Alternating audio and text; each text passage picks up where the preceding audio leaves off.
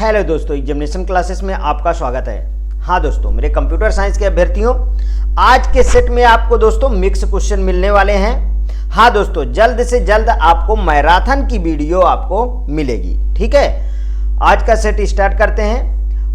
BLE stand for, BLE का पूर्ण रूप क्या है? ब्लूटूथ लार्ज एनर्जी है, ब्लूटूथ लो एनर्जी है, ब्लूटूथ लाइट एनर्जी है, ब्लूटूथ लॉन्ग एनर्जी है। तो दोस्तों ये होता है ब्लूटूथ लो एनर्जी, मतलब इसका बी ऑप्शन सही होगा। अब सबसे पहले ब्लूटूथ लो एनर्जी होता क्या है इसे समझ लीजिए, ये कैसे काम करता है। देखिए, यह एक वायरलेस टेक्नोलॉजी है, तो यहां पे लिख लीजिए ये कैसा है दोस्तों, ये एक वायरलेस टेक्नोलॉजी है। ठीक है, वायरलेस टेक्नोलॉजी है। समझ में आया क्या है ये? यह एक वायरलेस टेक्नोलॉजी है जो दोस्तों कम बिजली की खपत करता, मतलब कम बिजली की खपत करती है। यहां पे लिख लीजिए less light energy, light energy. ठीक है, कम बिजली की खपत करता है। और ये किस पे काम करता है? तो ये दोस्तों इंटरनेट ऑफ थिंग्स में उपयोग किया जाता है। यहां पे मैं लिख देता हूं, देखिए तीनों पॉइंट आप याद रखिएगा। यहां इंटरनेट ऑफ थिंग्स में उपयोग होता है। समझ में आया? चलिए आइए नेक्स्ट क्वेश्चन पे चलते हैं। WSN स्टैंड फॉर, ठीक है, WSN का पूरा नाम क्या है? वायरलेस स्टैंडर्ड प्रोटोकॉल है, वायरलेस सेंसर प्रोटोकॉल है, वायरलेस सीरियल प्रोटोकॉल है, वायरलेस सिंगल प्रोटोकॉल है। तो इसका ऑप्शन कौन सा सही है दोस्तों? देखिए, पहली बात तो इनमें जो ऑप्शन है वायरलेस सेंसर प्रोटोकॉल जो है बोर्ड ने माना है, लेकिन इसका जो है फुल फॉर्म है वो आप लिखिए वायरलेस सेंसर प्रोटोकॉल। या तो फिर यहां गलती है या तो फिर यहां गलती है। ठीक है, समझ में आया? लेकिन इसका आप फुल फॉर्म पहले लिखिए। WSN का फुल फॉर्म क्या होता है?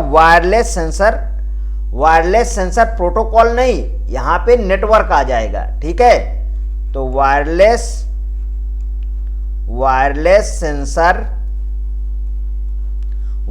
सेंसर नेटवर्क होता है। ठीक है, यह है दोस्तों WSN। या तो कहीं पे दोस्तों क्वेश्चन में यहां पे रॉन्ग है या तो फिर इसका फुल फॉर्म ये है। समझ में आया? अब देखिए ये होता क्या है उसको समझिए। ये ऐसा नेटवर्क होता है जिसमें कई छोटे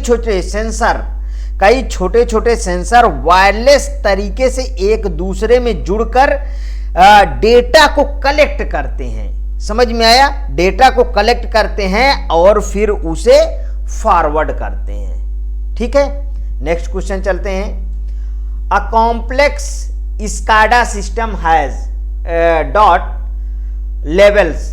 एक जटिल स्काडा प्रणाली में कितने स्तर होते हैं? 6, 5, 3, 4 स्तर होते हैं।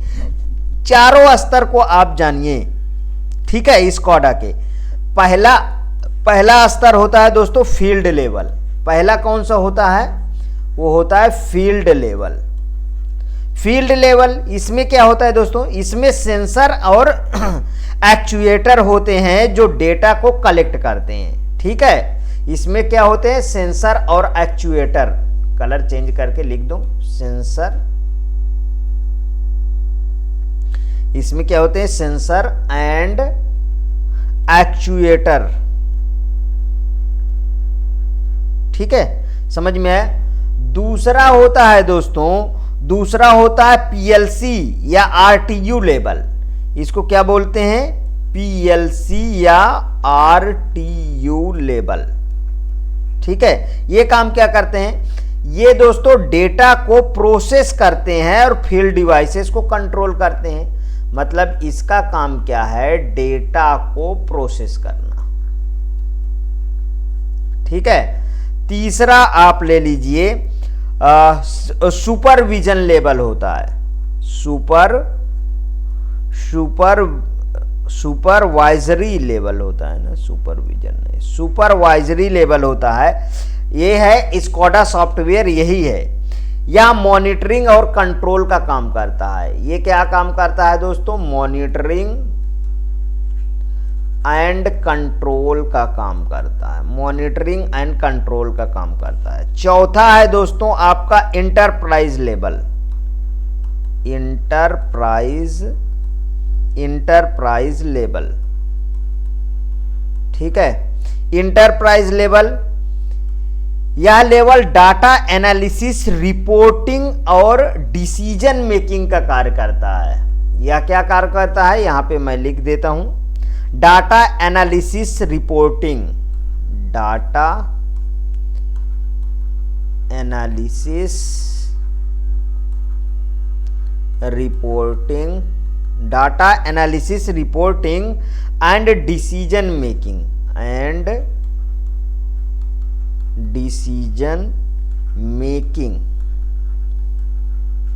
ठीक है।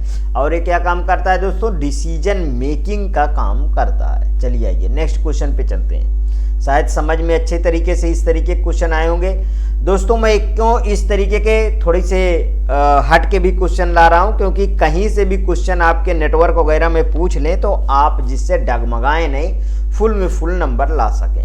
यहाँ पे देखिए, who is known as the father of AI. AI के जनक कौन है? तो ये तो बहुत सिंपल सा क्वेश्चन हो गया है दोस्तों। एआई के फिशर अडा है, एलन ट्यूरिंग है, जॉन मैकार्थी है कि एलन नेवेल हैं? तो दोस्तों इसका ऑप्शन होगा जॉन मैकार्थी। देखिए जॉन मैकार्थी, एआई का तो फुल फॉर्म जानते हैं, आर्टिफिशियल इंटेलिजेंस, ठीक है।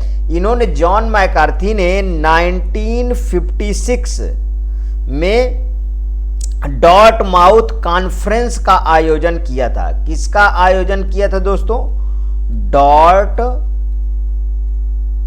Dot mouth conference. देखिए पहले एआई से सिंपल क्वेश्चन आप में पूछे गए हैं, जरूरी नहीं है कि सिंपल ही आते रहेंगे, ध्यान रखिएगा। इसलिए एआई से मैं काफी क्वेश्चन इसमें डाला हूं, ठीक है। डार्थ माउथ कॉन्फ्रेंस का इन्होंने आयोजन किया था, जहां पे आर्टिफिशियल इंटेलिजेंस शब्द को, मतलब दोस्तों एआई शब्द को पहली बार उपयोग किया था। एआई शब्द को पहली बार उपयोग किए थे। अब समझ में आया? पहली बार उपयोग किए थे इन्होंने, ठीक। नेक्स्ट क्वेश्चन पे चलते हैं। Programming language commonly used for AI is dash dash dash. AI के लिए सामान्यतः उपयोग की जाने वाली प्रोग्रामिंग भाषा कौन सी है?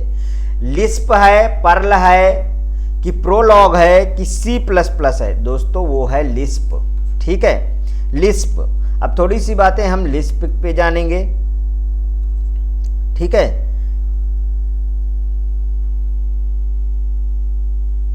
लिस्प देखिए 1958 में, अब देखिए लिस्प के जन्मदाता कौन है? तो जॉन मैकार्थी, ठीक है। 1958 में एआई के जन्मदाता कौन है? जॉन मैकार्थी, ठीक है, ध्यान रखिएगा। जॉन मैकार्थी ने विकसित किया था, जो एआई के जनक भी हैं, या एआई के लिए बनाई गई दुनिया की पहली प्रोग्रामिंग भाषा है। यह है दोस्तों दुनिया की पहली प्रोग्रामिंग भाषा, जो एआई के लिए, मतलब अगर कहीं पे भी आपका एआई शब्द आया तो उसके लिए आपको कौन सी लैंग्वेज लगाना है? वो है लिस्प। इसी को लिस्ट प्रोसेसिंग भी कहते हैं, ध्यान रखिएगा। चलिए ये नेक्स्ट क्वेश्चन पे चलते हैं। The algorithm use in the game tree to make decision for win loss is dash dash. Game tree में जीत हार के निर्णय के लिए कौन सा एल्गोरिथम उपयोग किया जाता है? तो आप इसमें जानते हैं कि मैक्स मिन एल्गोरिथम का उपयोग किया जाता है, ये आप पढ़े जरूर होंगे। यहाँ पे क्या क्या ऑप्शन है? Heuristic search algorithm, DFS BFS, इसका फुल फॉर्म आप जान लीजिए DFS BFS का। डेप्थ फर्स्ट सर्च ट्री होता है, BFS का ब्रेथ फर्स्ट सर्च ट्री होता है। ठीक है, DFS BFS। यहाँ पे देखिए गलत लिखा हुआ है, ठीक है, ये सब टाइपिंग मिस्टेक है, कोई दिक्कत नहीं है। ठीक, समझ में आया, DFS BFS, जबकि यहाँ पे देखिए आगे सही लिखा है। ठीक, समझ में आया। मैं लिख दूं क्या, डेप्थ फर्स्ट सर्च ट्री होता है, सर्च केवल डेप्थ फर्स्ट सर्च, और इसका होता है ब्रेथ फर्स्ट सर्च। ये सब किसके हैं दोस्तों, ये हैं DS के। ठीक है, DS में शब्द यूज किया जाता है। ग्रेडी सर्च एल्गोरिथम नहीं, ये देखो है मैक्स मिन एल्गोरिथम। ठीक है, इसी का दोस्तों उपयोग किया जाता है ज़्यादातर। देखिए, क्योंकि जब भी आप कोई गेम की बात करते हैं तो गेम में हर एक तरीके से, मतलब खिलाड़ी की हर पॉसिबिलिटी को दर्शाया जाता है। जैसे आप चेस गेम देखे होंगे, ठीक है, उसमें किस तरीके से हाथी चलेगा, किस तरीके से घोड़ा चलेगा, किस तरीके से ऊंट चलेगा, किस तरीके से प्यादा चलेगा, सारी पॉसिबिलिटी को लगाया जाता है। और किस तरीके से अपोजिट वाला, मतलब कि दो पार्टी होंगी तो दूसरा वाला किस तरीके से चल सकता है, तब जाके वो दोस्तों गेम में डाला जाता है। वो है दोस्तों मिन मैक्स एल्गोरिदम का इसमें प्रयोग किया जाता है। ठीक, समझ में है। Next question, uniform cost search expand the node n with dash dash. Uniform cost search उस नोड को विस्तारित करता है जिसका डैश होता है। क्या लोवेस्ट पाथ कास्ट होता है, ह्यूरिस्टिक कास्ट होता है, हाईएस्ट पाथ कास्ट होता है कि एवरेज पाथ कास्ट होता है? बताइए, इसका ऑप्शन कौन सा सही है? तो इसका है लोवेस्ट पाथ कास्ट होता है। ठीक, और ये अगर कहा जाए कि ये ह्यूरिस्टिक वगैरह किस पे काम करता है, तो ये BFS पे, ह्यूरिस्टिक में आगे लिख लीजिए BFS। ठीक है, BFS बेस्ट फर्स्ट सर्च। ठीक, best first search. Next question में चलते हैं।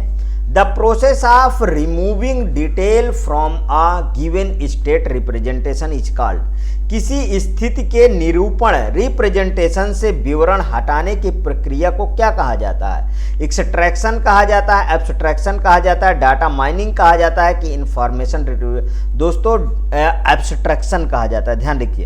एब्स्ट्रैक्शन का मतलब ही होता है किसी चीज के केवल आवश्यक जानकारी को रखना और बाकी अनावश्यक जितने भी विवरण को बिल्कुल से हटा देना। दोस्तों यह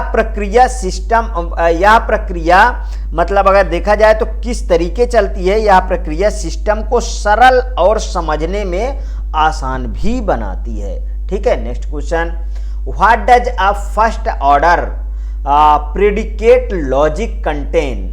फर्स्ट ऑर्डर प्रेडिकेट लॉजिक में क्या शामिल होता है? Predicate and a subject, predicate and a preposition, subject and an object की नन ऑफ द एबव? बताइए, प्रेडिकेट लॉजिक में कौन सा जो है इसमें शामिल होता है प्रेडिकेट लॉजिक में? तो प्रेडिकेट लॉजिक में प्रेडिकेट एंड अ सब्जेक्ट। ठीक है, प्रेडिकेट एंड अ सब्जेक्ट, जो एक तरीके से कहिए दोस्तों, फर्स्ट ऑर्डर प्रेडिकेट लॉजिक में किसी कथन को व्यक्त करने के लिए प्रेडिकेट और सब्जेक्ट का उपयोग किया जाता है। ठीक है, किस में किया जाता है? मैं यहां पे लिख देता हूं, फर्स्ट ऑर्डर प्रेडिकेट लॉजिक में। फर्स्ट ऑर्डर प्रेडिकेट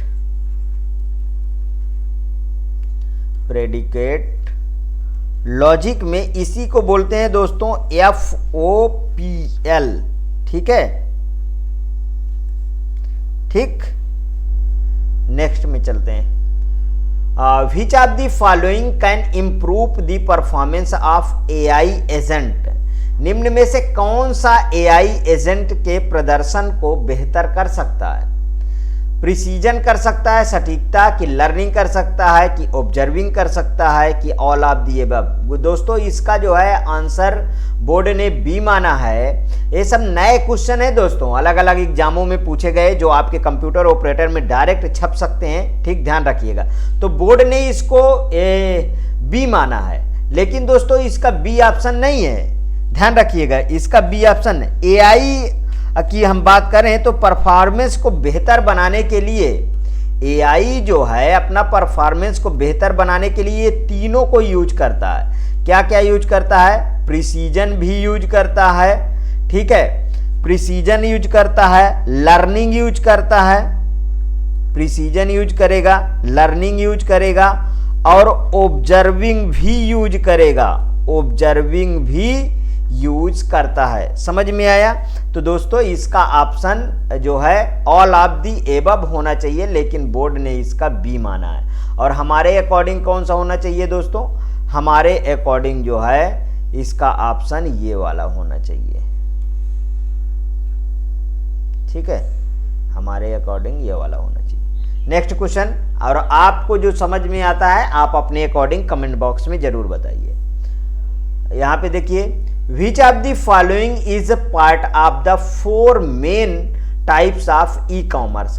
निम्न में से कौन सा ई कॉमर्स के 4 प्रमुख प्रकार में शामिल है?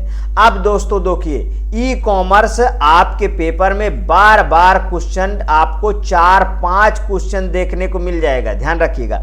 अब इसके चारों मैं प्रकार लिख देता हूं ई कॉमर्स के, उनको आप याद रखिएगा। देखिए कौन कौन से इसके प्रकार हैं। B2B, बिजनेस टू बिजनेस आएगा, दूसरा आएगा B2C, बिजनेस टू कस्टमर आएगा, फिर आएगा दोस्तों इसको कंज्यूमर भी लिखा रहेगा, तो ऐसे टेंशन नहीं लीजिएगा, ठीक है, बिजनेस टू कंज्यूमर। और एक आता है C2B, कंज्यूमर टू बिजनेस, ठीक है, और एक होता है दोस्तों C2C, कंज्यूमर टू कंज्यूमर। अब सब में देखिए, इसमें का B2B में बिजनेस के बीच में लेन देन होगा, मतलब 2 बिजनेस के बीच में। दूसरे में मैंने B2C में क्या कंपनियों से ग्राहकों तक के बीच में लेन देन होगा, और ये तीसरे वाले में दोस्तों ग्राहकों से कंपनियों में लेन देन होगा, और चौथे वालों में ग्राहक आपस में व्यापार करेंगे। समझ में आया चारों? तो देखिए इसका जो ऑप्शन कौन सा सही है, इसमें तो 3 ठो मिल रहे हैं, ठीक है। निम्न में से कौन सा ई कॉमर्स के 4 प्रमुख कारकों में शामिल है? तो ये तीनों कारकों, देखिए ए भी मिला, ए भी मिला और ए भी मिला, तो मतलब इसका ऑप्शन कौन सा सही है? डी सही है, ठीक। जहां पे क्वेश्चन नहीं समझ में आता कमेंट बॉक्स में जरूर बताइए, ठीक है। यहाँ पे देखिए बहुत अच्छा क्वेश्चन आपके सामने आने वाला है ई कॉमर्स से। What is the process? अब पहली बार जब पहले पेपर हुए हैं उसमें तो यही चारों में से ऑप्शन बना देता था, ठीक है, B2B, B2C, C2C और C2B में। लेकिन अब दोस्तों उसको चेंज भी होने हैं आगे, क्योंकि ये सब क्वेश्चन पूछे गए हैं, तो आगे आपको कंप्यूटर ऑपरेटर में चेंजिंग देखने को मिलेगी ना, तो उस तरीके के एक क्वेश्चन है। देखिए, what is the process in which a buyer post its the interest in the buying certain quality of the item and a seller complete for the business by the submitting successively lower bids until there is only one seller left। वह प्रक्रिया जिसमें एक खरीदार कुछ वस्तुओं को खरीदने में रुचि दिखाता है और विक्रेता एक दूसरे से प्रतिस्पर्धा करते हुए कम से कम बोली लगाते हैं, जब तक कि एक ही विक्रेता ना रह जाए उसे क्या कहा जाता है? जब तक कि एक भी विक्रेता, तो रिवर देखिए ये तो रिवर्स एक्शन हुआ ना, ठीक है। वह प्रक्रिया जिसमें एक खरीदार कुछ वस्तुओं को खरीदने में रुचि रखता है, मतलब इंटरेस्ट रखता है, और विक्रेता एक दूसरे से प्रतिस्पर्धा करते हुए कम से कम बोली लगाते हैं, मतलब कम बोली लगाते हैं, जब तक कि कोई एक भी विक्रेता ना रह जाए, उसे क्या कहा जाता है? उसे क्या कहा जाता है? Reverse action. तो यहाँ पे क्या है ऑप्शन B2B, मतलब business to business market place नहीं दोस्तों, एक्शन नहीं, ये तो नीलामी ही हो जाएगी केवल, वो तो रिवर्स कर रहा है ना, तो रिवर्स एक्शन मतलब कि रिवर्स नीलामी होगा। देखिए यहाँ पे रिवर्स नीलामी दिया भी है। समझ में आया क्वेश्चन? अगर नहीं समझ में आता तो कमेंट बॉक्स में बताइए कि ये सर क्वेश्चन कुछ कठिन पड़ रहा है, क्योंकि इसी तरीके के आपके क्वेश्चन आने वाले हैं। देखिए अगर मैं सामान्य नीलामी की बात करूं, सामान्य एक्शन में बात करूं, तो खरीदार ज्यादा बोली लगाता है, कम बोली नहीं लगाता। सामान्य नीलामी में देखिए जो नीलामी होती है उसमें ज्यादा बोली लगाई जाती है, और ये कम बोली लगाने की बात कर रहा, ज्यादा बोली लगाई जाएगी, ठीक है। लेकिन रिवर्स एक्शन में विक्रेता एक दूसरे से कम कीमत को बोली लगाते हैं, एक दूसरे से कम कीमत को बोली लगाते हैं ना, जिससे कि ताकि खरीदार उन्हें चुने। यह तरीका आमतौर पे एक तरीके से कहा जाए तो B2B मतलब कि business to business e commerce में प्रयोग होता है, business to business e commerce में प्रयोग होता है। तो ये यहाँ पे ऑप्शन कौन सा सही है? इसका रिवर्स एक्शन ऑप्शन सही है, क्योंकि कम की वजह से यहाँ पे देखिए इन्होंने लिखा है कम। क्वेश्चन को पकड़ने की कोशिश करिए, ठीक है। इस तरीके के क्वेश्चन बहुत कठिन पड़ जाते हैं, क्योंकि वहाँ टाइम कम रहता है और देखोगे इसको स्किप कर दोगे, ऐसा नहीं करना है, ठीक है। इसको पढ़ो समझो और उसके बाद ऑप्शन लगाओ, ठीक है। कुछ है नहीं क्वेश्चन में। यहाँ देखिए, if it is the easy for the competitors to enter the market, the threat of the new entrant is considered. यदि प्रतियोगियों के लिए बाजार में प्रवेश करना आसान है तो नए प्रवेशकों का खतरा किस स्तर का माना जाएगा? देखिए अगर मतलब मान लीजिए कोई बाजार यहाँ सजा है, ठीक है। अब उसमें कोई प्रतिबंध नहीं है, मतलब जो प्रतियोगी होती हैं वो आसानी से इस बाजार में इन कर जा रहे हैं। तो बताइए जो नए प्रवेशक होंगे, मतलब न्यू एंट्रेंट्स होंगे, वो उनकी कैपेसिटी क्या होगी? जाहिर सी बात है हाई होगी ना, ज्यादा से ज्यादा उसमें इन्वॉल्व हो जाएंगे, ठीक है। तो इसमें देखिए लो, हाई, मॉडरेट, निग्लिजिबल, तो इसका कौन सा सही है? हाई ऑप्शन इसका बिल्कुल से करेक्ट आएगा, ठीक। नेक्स्ट क्वेश्चन,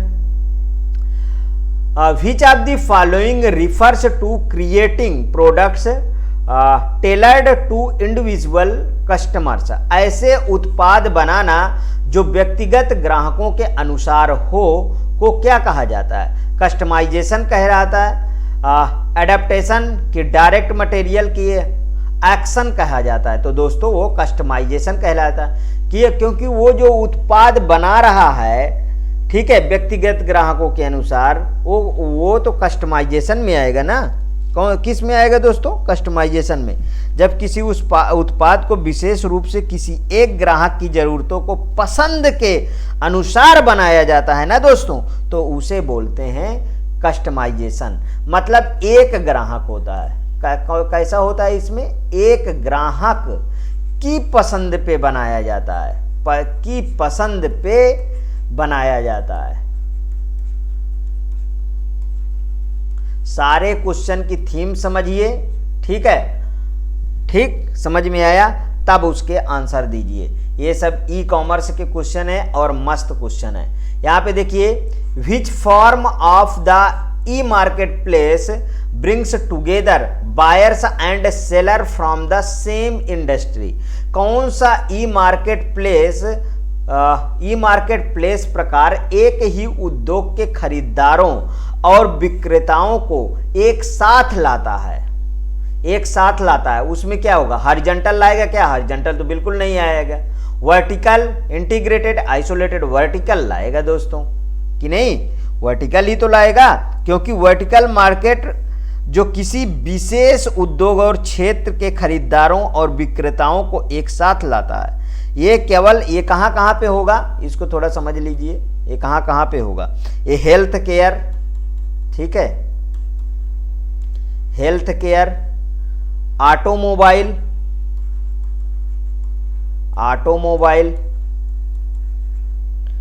और किस में होगा, एग्रीकल्चर में होगा, एग्रीकल्चर मतलब कृषि, ठीक है, एग्रीकल्चर कृषि, ये सब में इसका उपयोग बहुत आम देखने को मिलेगा। Next question, which of the following is done by the secure socket layer. Secure socket layer SSL क्या होता है, ये दोस्तों नेटवर्क के क्वेश्चन है, ठीक है, बहुत अच्छा क्वेश्चन है। Create a secure private connection to a web server, encrypt information, send information over the internet की ऑल ऑफ द एबव। बताइए कौन सा सही है इसका, तो दोस्तों डी ऑप्शन सही है ना, create a secure private connection to a web server, एक सुरक्षित निजी कनेक्शन बनाता है, इनक्रिप्ट इंफॉर्मेशन को इनक्रिप्ट करता है, send information over the internet, internet पर जानकारी को सेंड करता है। ये सब किसका काम है, ये सब SSL का ही तो काम है, ठीक है, सिक्योर सॉकेट लेयर का। ये मैंने कल के थ्योरी वीडियो में भी, नहीं परसों के थ्योरी वीडियो में भी इसको मैं डिस्कस किया था, ठीक। अगला क्वेश्चन देखिए, the delay that the occur during the playback of a stream is called. किसी स्ट्रीम के प्लेबैक के दौरान जो देरी होती है उसे क्या कहते हैं, स्ट्रीम डिले कहते हैं, प्लेबैक डिले कहते हैं, अरे दोस्तों जिटर कहते हैं। ये कहाँ का क्वेश्चन है, जिटर, बताइए दोस्तों, जिटर जो है वो नेटवर्क का क्वेश्चन है, ठीक है, और जिटर उसमें OS में भी यूज हुआ था, याद है आपको, कहाँ कहाँ यूज हुआ ये शब्द भी मैं बता देता हूं। देखिए जिटर जब स्ट्रीमिंग के दौरान ऑडियो और वीडियो, दो शब्द आप याद कर लीजिए, ऑडियो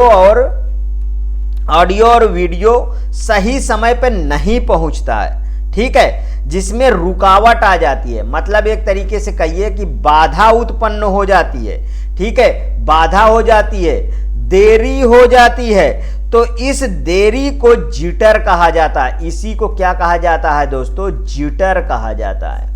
इसी को क्या कहा जाता है, जिटर कहा जाता है। यह नेटवर्क की अनियमितताओं के कारण होता है, मतलब सही तरीके से नेटवर्क नहीं काम करता उस समय ये आता है। समझ में आया जिटर क्या होता है, ठीक है। आगे नेक्स्ट क्वेश्चन पे चलते हैं।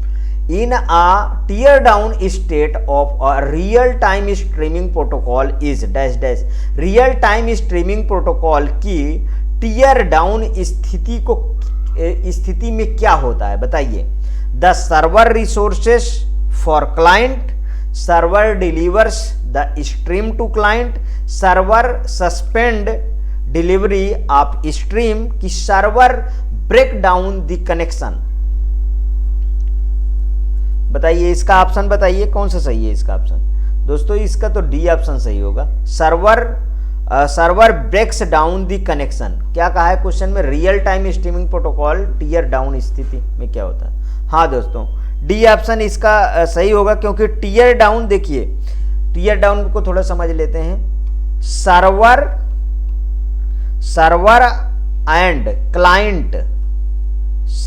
एंड क्लाइंट के बीच जो स्ट्रीमिंग से जुड़ा कनेक्शन होता है, किससे जुड़ा, स्ट्रीमिंग से जुड़ा कनेक्शन होता है, उसे टर्मिनेट कर देता है। क्या कर देता है दोस्तों, उसे टर्मिनेट कर देता है। इसका मतलब हुआ कि सर्वर सभी स्ट्रीमिंग संसाधनों को फ्री करता है, सभी स्ट्रीमिंग संसाधनों को फ्री कर देता है और कनेक्शन को बंद कर देता है। समझ में आया। तो यहाँ पर वही लिखा है, रियल टाइम स्ट्रीमिंग प्रोटोकॉल को टीयर डाउन स्थिति क्या होती है, तो server breaks down the connection, server connection तोड़ देता है। ठीक, समझ में आया। नेक्स्ट क्वेश्चन पे चलते हैं। In a real time interactive audio video jitter is introduce in real time data by delay between. Real time interactive audio video में जिटर किसके बीच की देरी से उत्पन्न होता है, पिक्सल्स के, कि लेयर्स के, कि फ्रेम्स के, कि पैकेट्स के। बताइए कौन सा सही है। तो दोस्तों इसका है पैकेट्स के ना। देखिए जो भी आपका मैसेज जाता है, इसके प्रीवियस वीडियो में भी मैं डिस्कस कर चुका हूं, वो पैकेट के रूप में जाता है, छोटे छोटे पैकेट के रूप में तोड़ दिया जाए। क्योंकि अगर मान लीजिए एक रूट में जो है कंजेशन है तो वो दूसरा रूट भी अपना सकता है। और जिटर बता चुका हूं कि जिटर क्या है। जब नेटवर्क पैकेट डेटा के छोटे छोटे हिस्से एक ही क्रम में और एक समान समय पर नहीं पहुंचते तब पैकेट के बीच देरी होती है। ठीक है, तो इसे हम क्या कहते हैं, इसमें जिटर उत्पन्न हो जाएगा। ठीक है, जिससे रियल टाइम ऑडियो या वीडियो की रुकावट गड़बड़ी आ जाती है। समझ में आया पूरी तरीके से, तो पैकेट सही हो। Next question, in audio video compression voice is sampled at 8000 samples per second with audio और वीडियो संपीड़न में वॉइस को 8000 सैंपल प्रति सेकंड पर सैंपल किया जाता है। प्रत्येक सैंपल में डैश डैश होते हैं, 8 बिट पर सैंपल होते हैं, 5 बिट। देखिए 5 बिट कहीं होंगे नहीं, 7 बिट कहीं होंगे नहीं, 6 बिट कहीं नहीं होंगे, जहां भी होगा दोस्तों 8 बिट होगा, ये बात को ध्यान रखिएगा। ठीक है, इसी से बनता है। और आवाज को डिजिटल रूप में, समझिए थोड़ा, आवाज को डिजिटल रूप में स्टोर और ट्रांसमिट, क्या क्या करना है, स्टोर करना है, ट्रांसमिट करना है, स्टोर ट्रांसमिट। ठीक है, पर उसे 8000 सैंपल प्रति सेकंड 8 बिट्स पर ही जो है सैंपल की दर से सैंपल किया जाता है। यह तरीका पीसीएम आप जानते हैं, इसके पहले मैंने नाम लिया है पल्स कोड मॉड्यूलेशन। इसका भी फुल फॉर्म आ जाता है कभी कभी, पल्स कोड, याद कर लीजिए, pulse code modulation. Pulse code modulation में उपयोग किया जाता है, जो टेलीफोन ऑडियो के लिए एक तरीके से क्या कहिए, मानक है। ठीक है, तो इसका पहला ऑप्शन बिल्कुल सही। शायद ये क्वेश्चन आपको अच्छे लग रहे हैं। ठीक है, आगे देखिए दोस्तों, audio compression can be use for dash dash dash audio. ये सब मल्टीमीडिया के क्वेश्चन में आ जाएंगे दोस्तों, ध्यान रखिएगा, जो आपके पेपर में डायरेक्ट छपने वाले क्वेश्चन है। ऑडियो संपीड़न का उपयोग, ठीक है, उपयोग किसके लिए किया जा सकता है, वॉइस एंड डाटा के लिए, वीडियो एंड वॉइस के लिए, स्पीच और म्यूजिक के लिए, पिक्चर एंड कलर के लिए। बताइए कौन सा इसका ऑप्शन सही है, तो इसका स्पीच एंड म्यूजिक के लिए ना। देखिए ध्वनि डेटा, जैसे जो बोलने की आवाज या संगीत के आकार को कम कर देता है ताकि उसे कम बैंडविड्थ, मतलब कि लेस बैंडविड्थ,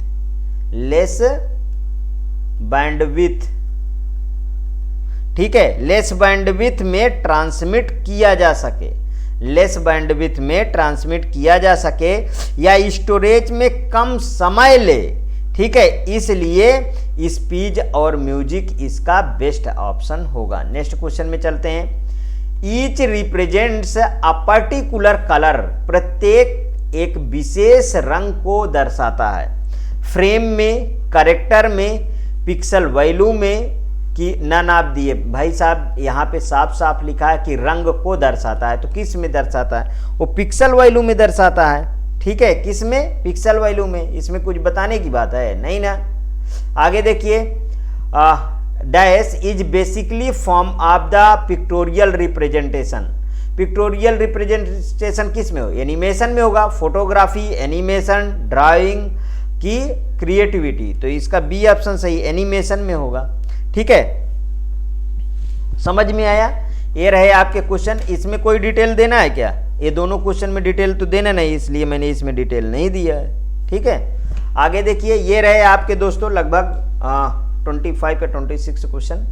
ठीक, आपको जो न्यू अभ्यर्थी हैं वो मेरे चैनल को सब्सक्राइब करें। हाँ, जो लोग सब्सक्राइब कर रखे हैं वो और डिवाइसेस से सब्सक्राइब करवाएं। दोस्तों आपको मैं लगातार वीडियो देता रहूँगा। हाँ, ये मैं बता दूं कि अब आपको मैराथन मिलने वाली हैं, क्योंकि समय नज़दीक आ रहा है। 2-4 दिन के बाद आपको मैराथन मिल जाएंगी। ठीक है, और लगातार फिर मैराथन मिलेंगी। ठीक, ध्यान रखिएगा। ओके दोस्तों, थैंक यू।